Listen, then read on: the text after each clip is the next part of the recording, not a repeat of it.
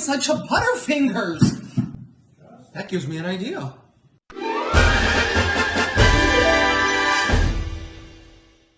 My nearest and dearest friend, Michael, from right here in Pewaukee, Wisconsin, texted me and said, I just tried a recipe over the weekend that you have got to try. It is a recipe for homemade Butterfingers. So it's homemade Butterfinger bars. It's made with 3 ingredients. It's really simple. It's really tasty. And we are going to try it right here this week. So don't go away. You're really going to want to see this.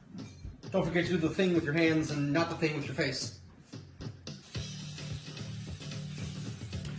To get started on our Butterfingers, you're going to take an 8x8 pan, line it with parchment paper. We're going to set it aside and get started on the actual dish. Now, we're going to take 22 ounces of candy corn. We're going to pop it into the microwave for about 30 seconds, and then we're going to keep heating it at 30-second intervals until we melt it down and it's creamy. And that's what melted down candy corn looks like. The more you know. To make sure everything is combined, you're going to add in a heaping half a cup of creamy peanut butter. Heaping is the exact word used on the recipe, so make sure it's a heaping cup. And this already smells incredible. Gonna mix in the peanut butter with our candy corn. And I have to act fast because the candy corn does start to harden up the longer that it is out of the microwave. And there you have it. We're going to bring back our 8x8 pan with the parchment paper, and we are going to slowly get our filling into the pan. It's almost turning into like a taffy, which is, wow, didn't know that's how they made Butterfingers.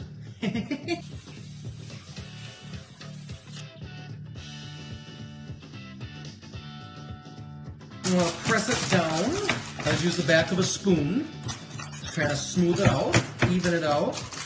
You should have that. Now we're going to pop it in the fridge for about an hour, let it fully set, and then we'll come back and we'll keep going. And after about an hour, we are going to get our filling out of the fridge, use our little trick to get the parchment paper out, and now, because we have our little parchment paper here, we have a little cutting board. It's going to be very difficult to cut, so be very careful. There we go. So we got a little bar like this.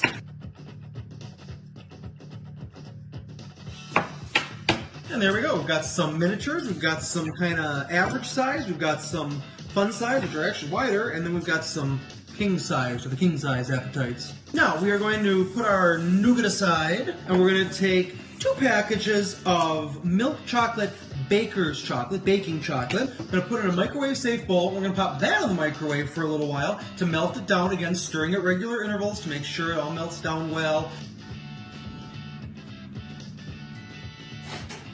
And once melted, we're going to want to get our chocolate out.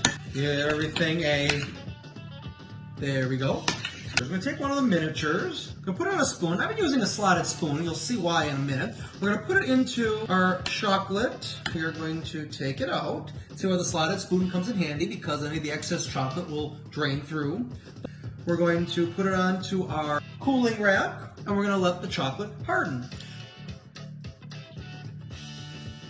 We're going to let them set.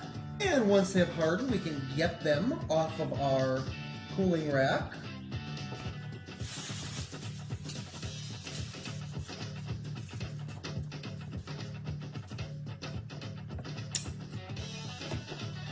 We're just going to finish the show like this. This is not going to be crunchy like a Butterfinger. This is very much like a taffy almost. So it's going to be a very chewy bar. Now, per the recipe, if you put them in an airtight container in the fridge, they're going to get more crunchy. If you leave them in an airtight container outside of the fridge, on the counter, in the pantry, they're going to be more of a chewy bar. So whichever consistency you'd like, crunchy or chewy, that's what you need to do. I don't argue with it. It's just science. Kind of like the gravity that brought our set down. See what I did there?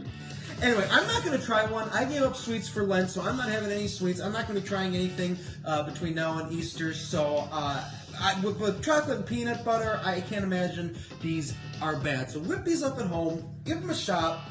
Drop a comment below if you try them, if you like them, if you want more information. But that's going to do it for us this week here on Simmer Down. I'm going to go fix the set before our next show. But in the meantime, stay safe, stay healthy. Thank you so much for watching, and we will see you next time with another fun recipe here on Simmer Down.